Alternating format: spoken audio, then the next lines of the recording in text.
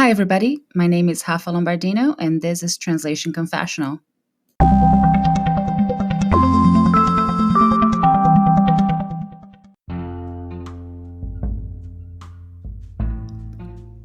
Behind the scenes in subtitling.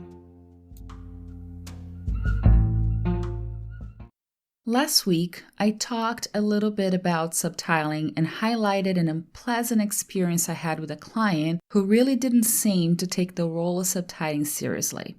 Today, I wanted to go behind the scenes and talk about what can happen when you're subtitling entertainment content. First of all, subtitling movies and TV shows may sound very glamorous, but it's a job like any other. Is it fun? Yes. Is it creative? You bet. But you can't throw theory and technique out of the window like I mentioned last episode, because you must get the message across within the reading time and character limitation. You still have to do a lot of research to find that expression or that slang that not only matches the original, but also fits within the space you're given.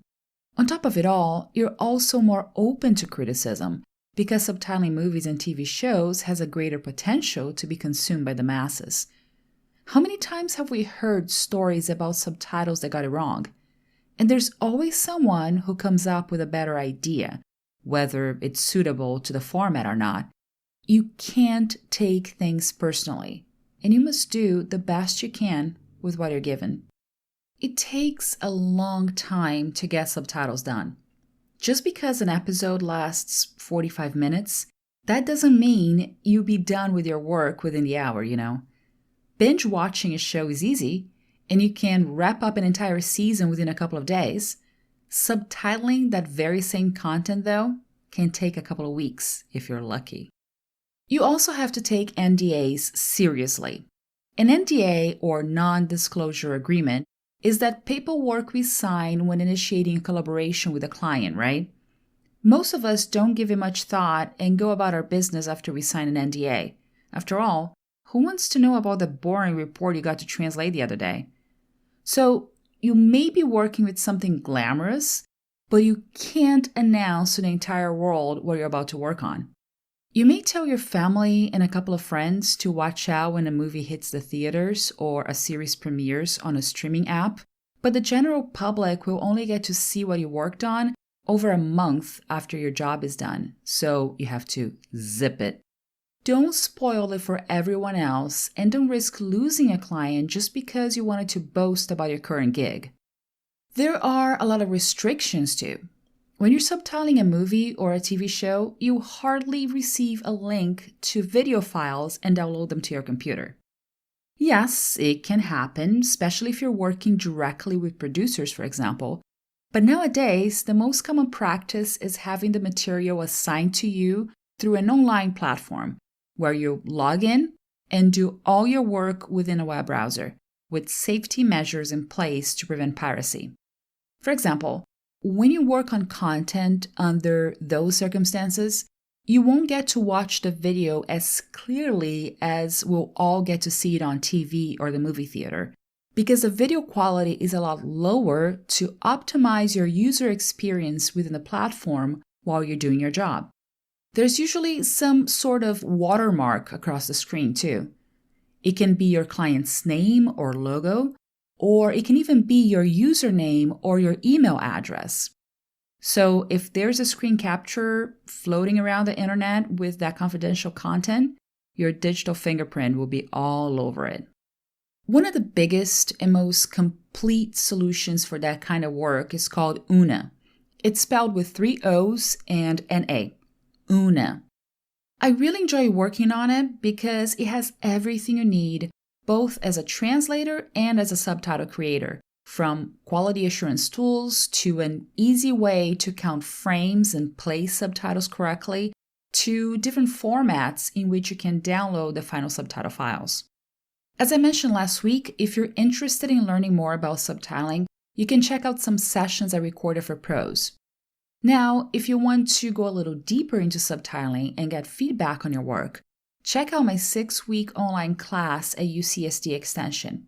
I'm adding the links to the episode's description. Now, to give you a little bit of a taste of what it's like to work on an entire season of a show, I'll reflect about a series from Spain that I got to translate into English recently, right after this.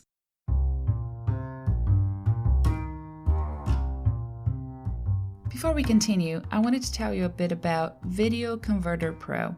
It comes in handy when I receive video files from a client who needs subtitling services. Sometimes they may send me a video in an odd format, so I can convert it to MP4 and load it into my subtitle software to get things going.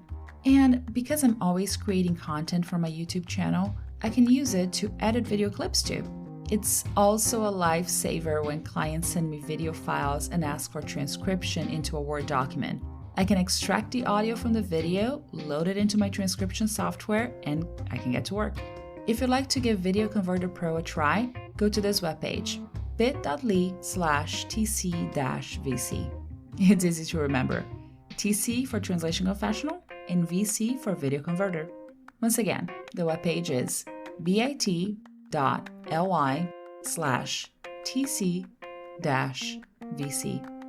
Hope you like it. If you listen to episode 23, How I Learned Spanish, you already know how obsessed I am with anything related to Spain. So, receiving several subtitling projects to work on from Spanish to English these past few years has been a rewarding experience, but there's still a lot of hard work that goes into it. A couple of months ago, I got to work on a great 13-episode series. It was right up my alley, too. Dystopian future with a lot of political undertones. But it wasn't something that I could just sit back and enjoy, I had to think hard to make sure the subtitles came out as natural speech. That way, an English-speaking audience would get to enjoy it just as much as viewers watching the original without subtitles on. I kept asking myself, how would the little girl say this in English? How about her grandma? And the nosy neighbor whose accent is from a different region in Spain? How about the bad guys whose speech has a strong connection to the Franco dictatorship? And the Argentine character whose Spanish stands out while she's surrounded by a majority of characters playing people from Madrid? Yes, it's all extremely exciting for a language nerd like me, but it also takes a lot of research and entails great responsibility. One thing that helps me a lot is having my target audience right here next to me. When I'm working on Spanish to English subtitling, I just think about my husband, who is a monolingual English speaker. I often ask myself, what is the most natural way to have this show up on the subtitles for him to read? Still, he doesn't get to watch it while I'm working on something, Even though the NDA would include my husband, since he's an employee of our language company, having him watch something I'm subtitling would be very impractical because, like I said, it could take you an entire day to subtitle one episode. Nobody will sit next to a subtitler to try to get a sneak peek on a hot new show. Nobody but translators want to see how the sausage is made, right? Actually, a little side note, my husband works with me, so we share a home office. We sit across from each other with our computer monitors between us. And when I was subtitling the last episode of this show in particular, he got up from his desk to talk about something, and I just lift up my hand in the best style of talk to the hand, and I told him, I'm crying, can't talk right now. He got concerned and walked towards my desk asking, is it because of the show or just in case I was upset about something else? I said, yes, it is because of the show, but don't come any closer. You get to watch it when it's available to the public, okay? No spoilers. Going back to how the sausage is made. I made some decisions throughout those 13 episodes that I knew could come under some scrutiny. But you can only follow the decision-making process of a subtitler if you're right there, counting the characters and watching this little meter that most online platforms have which tells you when you're about to go over the reading speed. For example, even though we're talking about health workers so much right now amid the pandemic, when something similar was mentioned in the show, I had to use medical staff. It's because health workers has 14 characters, including the space between the two words. As for medical staff, it has 13 characters with the space. And when it comes to subtitling, a single character makes all the difference. There was a sentence that I thought bilingual viewers could criticize as carelessness on my part, or even a case of mistranslation. On a given scene, there are several pictures of missing children, and a character asks, ¿Conoce algún niño? That is, do you know any of these children? Which has 35 characters with spaces and the question mark included. Because of the time constraint, that reading speed meter I was talking about would become red if I used a literal translation. So I had to translate it as, do you know the child? Because I knew they would be talking about one kid in particular. The sentence I decided to go with has 23 characters and kept the meter within the green zone so it served its purpose. One thing that frustrated me a lot, though, was that I could not translate a single ¿Qué haces aquí? As, what are you doing here? It's such a short sentence in English, right? Only 25 characters. But ¿Qué haces aquí? Has 17 characters only. And it flashes quickly on the screen, especially when said very fast or when it's part of a dialogue and you have to fit the reply in as well. So I was unable to use what are you doing here throughout the entire show, and I had to settle for why are you here, which has 18 characters. Finally, one thing that I had to keep in mind was terminology. We're usually given a glossary, especially for the name of the show and episode titles. So don't blame translators for those, okay? There are also other terms that producers or the marketing staff want you to use, and you can't deviate from that. But the one thing they usually don't give you is a way to work on repetitions. On my technical work, I do 90% of my translations using a CAT tool, so matches and repetitions are identified automatically. However, when you're locked inside a subtitling platform and clients don't want to give you any chance of leaking the content, it's very hard to keep track of repetitions. And I'm not talking about terminology only here. At least, I don't find it very hard to remember variations of a word when you can associate it with a character, for example, and resort to different registers depending on who's using that word. But how about flashbacks, or, in this case, a little song that gets sung across several episodes? Or, oh my gosh, how about those shows that have scenes teasing the next episode, taken completely out of context, or scenes from the previous episodes to help viewers remember what happened last week or last season? Once you deliver the episode you've completed, it's gone, and you can't access it anymore to look something up. And you can't always download the subtitle file to keep it as reference either. So I had to learn how to keep some notes on a text file to make sure I could refer to some of those key lines that could potentially be used to tease the next episode or be highlighted as a reminder of what happened earlier in the story.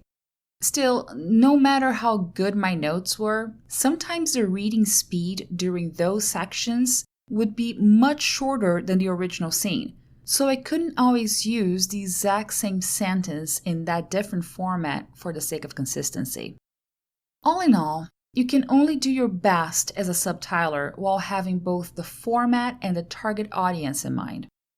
After your job is done, it's out of your hands, and your subtitles go through a quality control process, and a reviewer may make adjustments and change something or integrate something that they may have insight into because of their work with producers or the marketing staff, for example.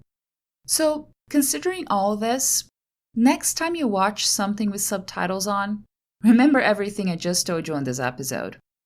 There are bad subtitles out there, but it's not always the translator's fault. A lot goes into putting all the pieces of the puzzle together, and you can't judge a peer until you have experienced the other side of the process and subtitled something yourself. In other words, you can't point fingers at subtitles until you've walked a mile in a subtitler's shoes.